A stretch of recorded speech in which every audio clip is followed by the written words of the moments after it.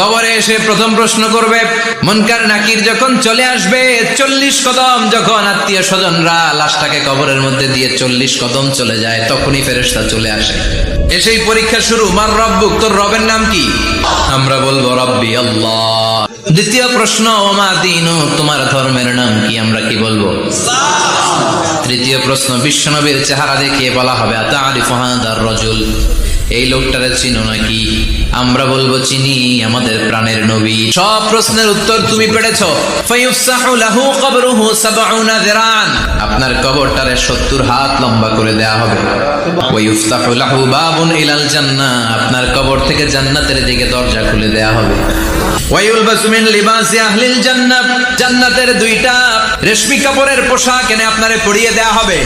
আর বলা হবে নাম কানাউমিল আরুস, ঘুমাও।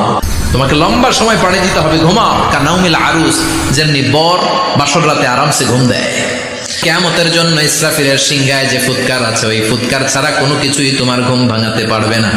আল্লাহ, আমরাও যেন 4টা প্রশ্নের উত্তর দিয়ে লম্বা একটা ঘুম দিতে পারি, পড়ে না আমিন।